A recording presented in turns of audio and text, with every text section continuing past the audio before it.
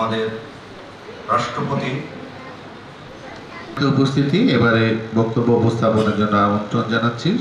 সেটা হচ্ছে যে আমরা সুন্দরবন বাঁচাও আন্দোলন।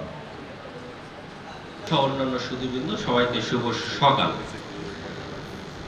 একাডেমির নির্বাহী পরিচালক অধ্যাপক আনোয়ারুল কালী মধ্যে আমি দুটির কথা বলবো, তার ভিতরে সবকিছুই ছিল। শুভেচ্ছা জানাবো যে আমাদেরকে আমরা বিশেষ করে সেই জায়গায় এখনো পর্যন্ত আমরা এসে পারি। সক্রিয় উপস্থিতি প্রত্যাশা করছি। আজকে আমরা এখানে বসে আছি প্রেস ক্লাব, এই দুটি যেটা সবার কথার মধ্যে আমাদের বের হয়েছিল। প্রকৌশল বিশ্ববিদ্যালয় থেকে এসেছেন তিনি। খুলনা প্রেস ক্লাব উপস্থিত আছেন জনাব এনামুল হক। বন্ধ করি প্লাস্টিক দূষণ।